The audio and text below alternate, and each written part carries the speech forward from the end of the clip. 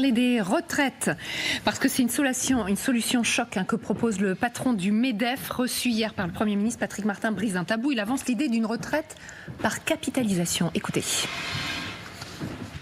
Je proposerais que nous interrogions par exemple sur les régimes de retraite par capitalisation, le transfert d'une partie du coût de la protection sociale vers la fiscalité, la CSG, la TVA sociale, même si j'ai bien compris de la part du Premier ministre, de la part de Madame de Montchalin, que l'option de la TVA sociale était exclue à ce stade. Enfin voilà, pendant qu'on y est, j'allais dire, puisque la situation est réellement critique, puisque le Premier ministre exprime, et je sais que c'est de bonne foi et que c'est avec beaucoup de conviction, sa confiance dans les partenaires sociaux, saisissons cette opportunité pour aller très au-delà d'un simple rafistolage de ces régimes qui sont, disons les choses, à bout de souffle. Alors, est-ce que c'est possible? On va en parler avec nos invités. Notre éditorialiste politique, quasiment comme chaque jour, Valérie Nataf. Bonjour Valérie. Bernard Vivier est également avec nous. Bonjour. Économiste, directeur de l'Institut supérieur du travail et expert des questions sociales et syndicales. Frédéric Delpech, bonjour. Journaliste de notre service politique. Bonjour Frédéric. Et Jade, donc, qui nous a rejoint, parce que vous allez tout nous expliquer. Jade, est-ce que c'est réalisable, cette proposition du patron du MEDEF? Alors oui, c'est même, j'ai envie de dire, la machine est presque en route déjà, parce que, juste pour rappel, la capitalisation, ce sont donc les actifs qui financent leur propre retraite, à la différence du régime par répartition, donc le système actuel, où les salariés paient les pensions de retraite. Ce système de répartition, un tiers des Français n'en veulent plus. Je lisais quelques témoignages, on n'a pas confiance dans le fait que ça marchera encore dans 20 ou 30 ans, je ne sais pas du tout ce que je vais toucher, donc je mets de côté pour compenser. Je ne compte pas sur la retraite par répartition pour vivre. Des témoignages qui vont dans le sens de cette toute dernière étude. Regardez ces chiffres, les 3/4 des Français reconnaissent aujourd'hui la nécessité d'épargner pour soi-même, plus de 84%, donc 8 Français sur 10, et ce, alors même qu'ils ne connaissent pas le montant de la retraite qu'ils sont censés percevoir. Plus de 7 Français sur 10 n'ont pas fait le calcul, mais se tournent tout de même vers la capitalisation pour assurer leurs arrières. Le placement préféré des Français, je regardais, c'est celui-ci, plan épargne retraite, qui existe depuis 2019. Et de toute évidence, il attire les Français parce que plus de 10 millions de personnes ont déjà placé de l'argent dessus. Et vous le voyez, 41% des Français ont l'intention de le faire, sachant qu'à tout cela, vous ajoutez les livrets d'épargne et les assurances-vie qui viennent donc compléter la liste. Donc ça, les Français le font volontairement. Mais est-ce qu'un jour, ça pourrait devenir obligatoire? Alors, pour beaucoup d'experts, il faut effectivement intégrer une part de capitalisation pour reprendre la main sur sa retraite. Des exemples, il y en a. Les pharmaciens, par exemple, depuis plus de 60 ans, ils cotisent sur la caisse d'assurance vieillesse des pharmaciens. C'est grâce à ça, en grande partie, qu'ils financent leur retraite, plus que via le système de répartition. Même chose pour les fonctionnaires dans une moindre mesure. Ils sont 4 millions d'agents publics qui cotisent déjà chaque mois et qui bénéficient au moment de leur retraite d'un versement en capital. Si on regarde ce que font nos voisins, eh bien certains ont franchi le cap depuis un petit moment. En Europe, la Suède par exemple, depuis 1998, il y a une part de capitalisation obligatoire dans les retraites. Ils ont gardé malgré tout une pension de base par répartition, mais ils y ont ajouté une pension par capitalisation. Même chose pour le Danemark et les Pays-Bas par exemple. Des pensions retraite, je regardais, sont plus élevées de 30% que les pensions françaises. Effectivement. Merci beaucoup, Jade. Alors on voit qu'il y a un manque de confiance des Français. Est-ce que le système par répartition a vécu? Est-ce que c'est inéluctable d'aller vers ce système de capitalisation ou pas? Tel que nous le voyons là en ce moment, nous sentons qu'il y a un ou répartition ou capitalisation. D'abord, le passage de la répartition à la capitalisation ne se fait pas du jour au lendemain. Et il est prudent en effet de dire c'est peut-être une dose. Patrick Martin vient de le dire, il l'a déjà dit dans le passé. François Asselin, le président de la CPME, le dit aussi. Il faudrait une dose de capitalisation gérée par les partenaires sociaux, patronat et syndicats. Et la question est importante parce que la répartition telle que nous la vivons est gérée par un dispositif qui est à bout de souffle. Oui, et en effet, Patrick Martin a raison de dire nous faisons du rafistolage tous les 4-5 ans avec une horreur à l'Assemblée nationale parce qu'on passe ou on passe pas, et quand on passe c'est au 49-3 comme avec la réforme du SOPT et Borne en 2023. Donc il faut trouver de nouveaux équilibres.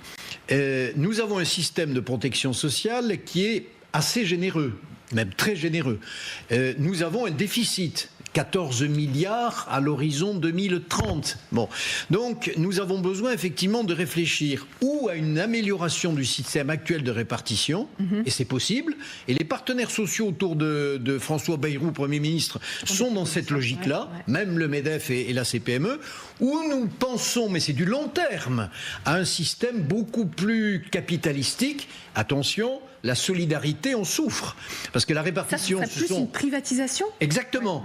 Aujourd'hui, les actifs du moment payent les pensions retraite des retraités du moment. Oui. Capitalisation, vous l'avez dit, on cotise et cet argent-là, c'est pour soi quand on sera à la retraite. Il y a d'autres systèmes envisageables et les partenaires sociaux, François Bayrou, la CFDT, la CFTC, disent on pourrait relancer cette idée des retraites à points. C'est-à-dire, il n'y aurait pas d'âge de départ.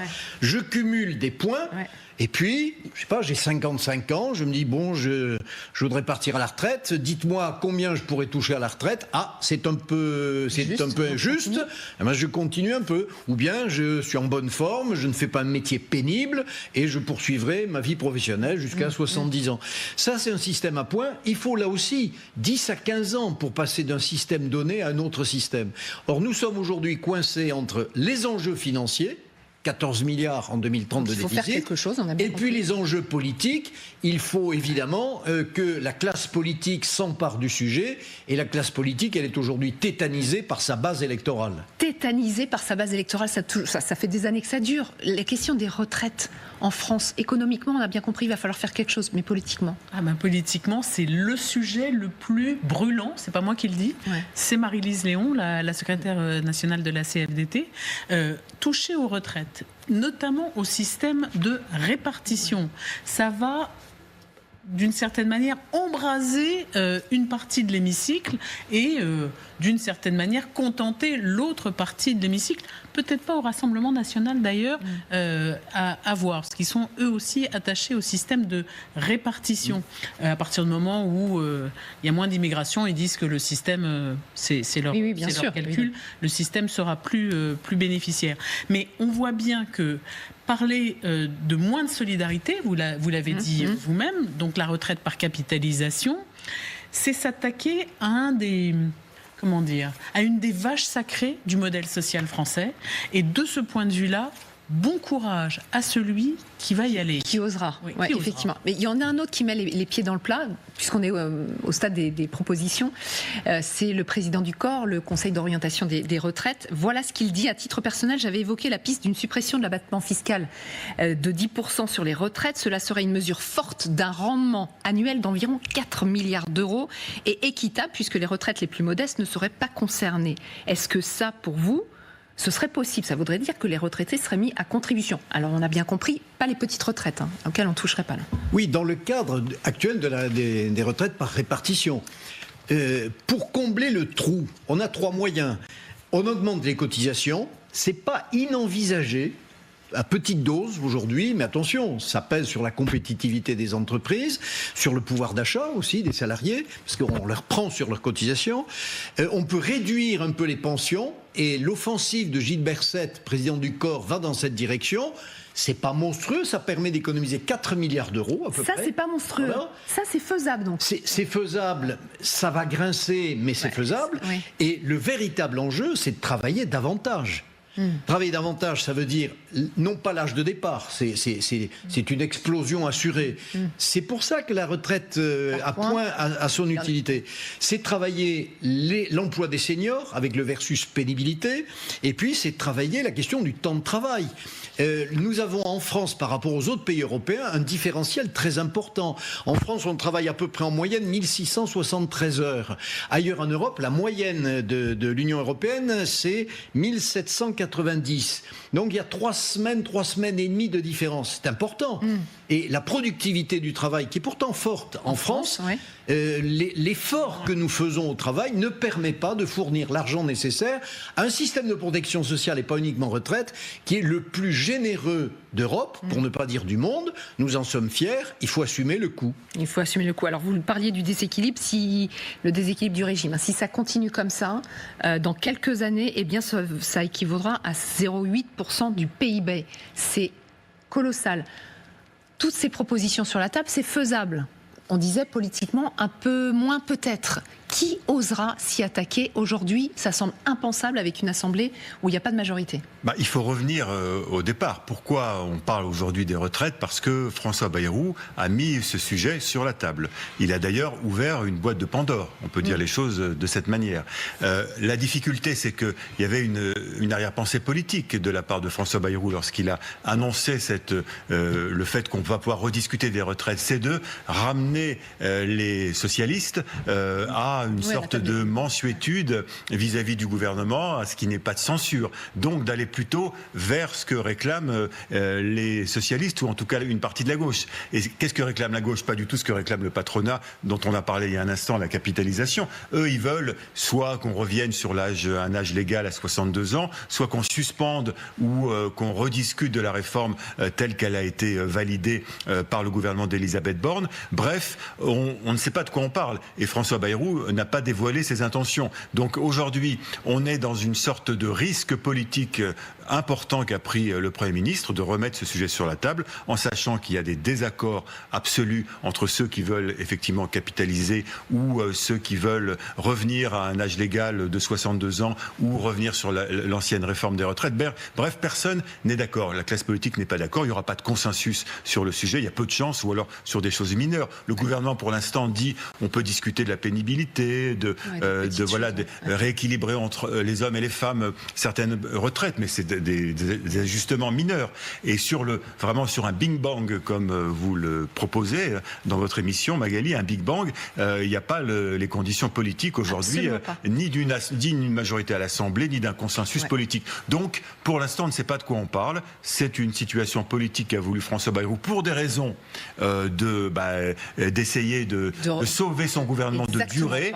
Et voilà, maintenant, il faut qu'il sorte de cette situation, pour l'instant, qui paraît un peu inextricable. Contexte effectivement politique un peu particulier, mais vous le disiez il y a un instant, pour ne pas froisser la base électorale, les retraites, ça a toujours été compliqué en France. Pourquoi nos voisins y arrivent?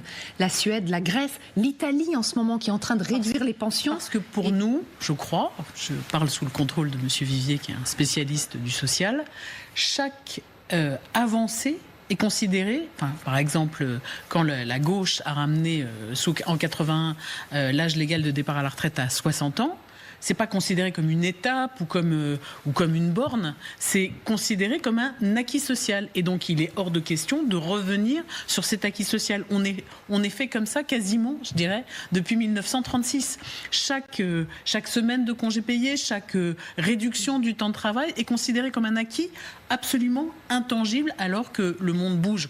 On peut, chacun jugera de la situation. Moi, ce que je voudrais dire par rapport à ce que vient de dire Frédéric, et c'est très intéressant, vous avez dit politiquement, effectivement, personne n'est d'accord, etc. La voie intéressante, me semble-t-il, qui a semblé emprunter, en tout cas qu'empruntent certains membres du gouvernement et certains leaders partenaires sociaux, c'est de sortir cela de la politique et d'en faire une conférence sociale. Et à partir de là, les postures idéologiques ou les postures électorales deviennent un peu moins opérantes. Alors, c'est plus long, c'est plus compliqué. Il faudrait que le gouvernement Bayrou puisse s'installer dans la durée.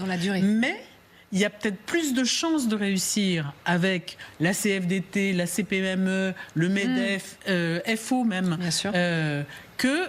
avec des partis forcément menacés avec peut-être une nouvelle dissolution et qui vont avoir besoin de donner des gages à leur base. Oui, sans doute. Et de toute façon, on ne pourra pas sortir du déficit sans s'attaquer aux retraites. C'est inéluctable, là au système Actuellement, des retraites. nous avons un déficit qui grandit. Donc il faut prendre des mesures. Nous venons de le voir, nous ne pouvons pas prendre des mesures aujourd'hui sérieuses et durables dans le contexte, dans le bazar politique dans lequel nous sommes. Donc dégager en touche, mais c'est pas dégager en touche pour oublier l'essentiel que vient de souligner Valérie Nataf, est important. D'ailleurs, le Parti socialiste, François Bayrou, Premier ministre, pense à une sorte de conférence de financement, c'est-à-dire par-delà les solutions qui peuvent exister, un diagnostic partagé, n'osons pas dire le mot consensus, qui en France est un gros mot, alors pour répondre à votre question, c'est ailleurs en Europe, une méthode efficace pour prendre des décisions, mais il est possible à ce moment-là de redonner aux partenaires sociaux, patronat et syndicats, la main pour qu'ensemble ils réfléchissent. Ils ont fait leurs preuves au mois de novembre dernier sur l'emploi des seniors, sur l'assurance chômage. Et aujourd'hui, nous avons un blocage de nos réformes dû au fait que l'État fait à la place des acteurs directement concernés. Exactement. Les retraites, c'est l'affaire du patronat et des syndicats. Si l'État dit « je vais m'en occuper », eh bien c'est la fin. Donc c'est peut-être par cette méthode, peut-être, que ce gouvernement Bayrou y arrivera. Merci beaucoup pour vos analyses.